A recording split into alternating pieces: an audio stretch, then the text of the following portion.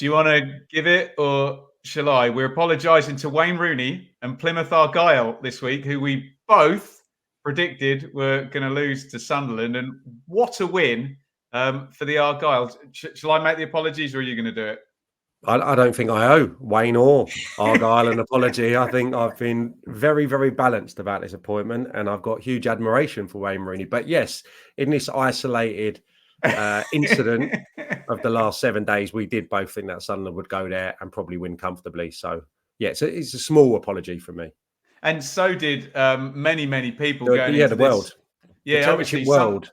Sunderland perfect going in. And a bit of a chaotic one, I think. And if I'm to understand, it was a bit loose for the first half an hour. But if you look at the underlying numbers, this is not a fluky smash and grab or anything of that nature. It's a great win, and the fact that it's at home, the fact it's a 3-2 in 93 minutes or whatever it was, the fact that it's Rooney's first win and a first defeat for Sunderland does feel like a big one, doesn't it, Sam?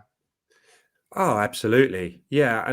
But I think there's been the right tone struck by Wayne Rooney across the course of the last few weeks in any case. And, I've gone on record when we've spoken before, in saying that I was completely underwhelmed by his work at Birmingham. Obviously there was something at Derby. I saw them a few times in the flesh and I was, really impressed with the type of football that they were playing. But obviously we don't know, given that it was his first role, how much he was hands-on there or how much he was letting Liam Rosenior get on with the coaching. So obviously there was going to be scepticism about him going down there. But I think when he's on TV, he's really good. His tactical stuff, some of the top boys don't need it, do they? But he's gone down to Plymouth Argyle, wants to be a manager. And I think when he combines it with the punditry, he comes across really well, gives you good tactical insight over the Euros.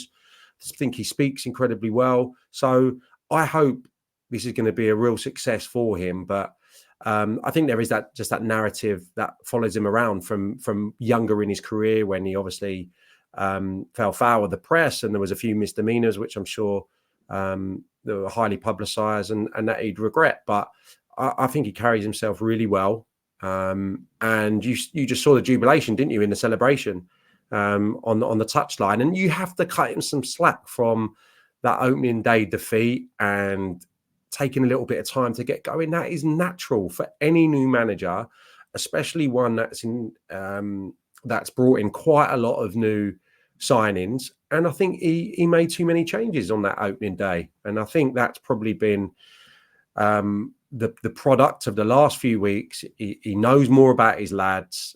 He knows the ones that can rely on. And the squad is looking healthier. And that second half performance was just so vibrant. The crowd get up there as well. It's a brilliant win. I think, tactically the most interesting things is probably Mumba's position.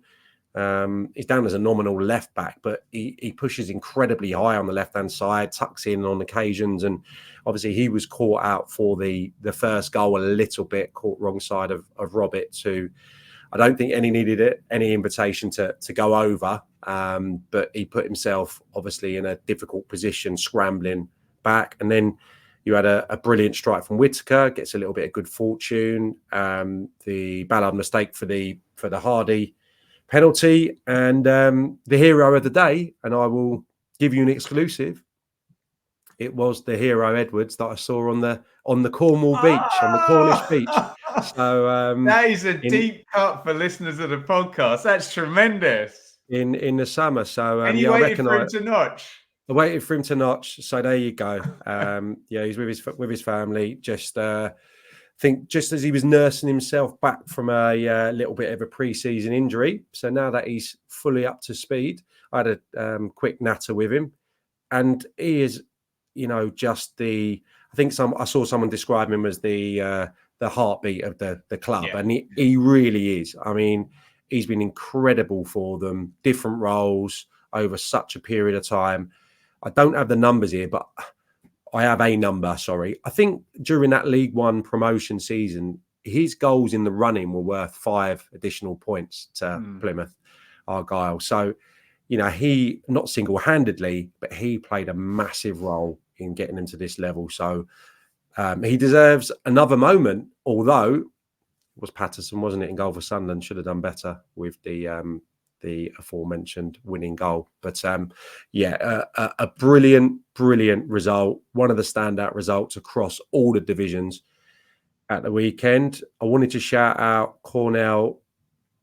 I don't know exactly how I'm going to say his surname, but the Hungarian Schuks, centre half, looking like a player. So, yeah, there were a few unknowns, signings. Granted that maybe I didn't give the Argyle hierarchy the credit for, but some of these players that have come in are doing the business and look to be up to the level. So, great win. There may be more public apologies for Plymouth because the next 4 fixtures, Sam, West Brom away, Luton at home, Burnley away, Blackburn at home. So they got first, third, fourth, and a year one parachute team in the next 4 games. I'm down there week Friday for the Luton game, and I was mulling over my travel in my mind because I need to get back for something on Saturday afternoon next weekend. So yeah, I'm making I've just been down in Devon this weekend, so it's a route I know quite well at the moment, but I'm looking forward to getting down there because I had some brilliant experiences at that ground last season, and it's a trip well worth making if you're a fan of a opposition side this season.